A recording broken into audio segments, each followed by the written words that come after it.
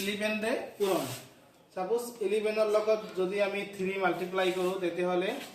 কিমান হ'ব 3 * 11 33 হ'ব এটা আমি সকলোৱে জানো কিন্তু 11 ৰ লগত যদি আমি 12 ইনটু কৰো তেতিয়াহলে কিমান হ'ব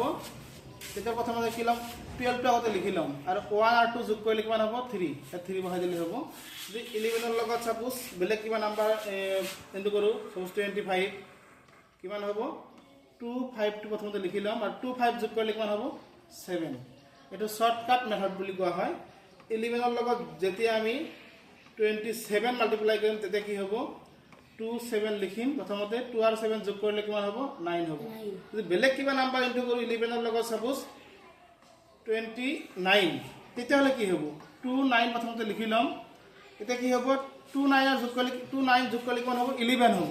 গতিকে ইয়াতে দিব লাগিব 1 আৰু 1 টো ইয়াতে কি যোগ হ'ব 2 ৰ লগত এক যোগ কৰিলে কিমান হ'ব 3 হ'ব গতিকে ইয়াতে আমি 3 লিখিব লাগিব ঠিক আছে যদি বেলেগ নাম্বাৰ এটা ল 11 * 28 কিমান হ'ব 28 প্ৰথমতে দিব লাগিব যে 28 যোগ কৰিলে কিমান হ'ব 10 হ'ব 10 হলে শূন্য এটা দিব লাগিব আৰু এটা এক কি হ'ব এই 2 ৰ লগত যোগ কৰিব লাগিব 2 ৰ লগত আমি যোগ কৰিলে কি পাম ইয়াতে আমি 3 পাম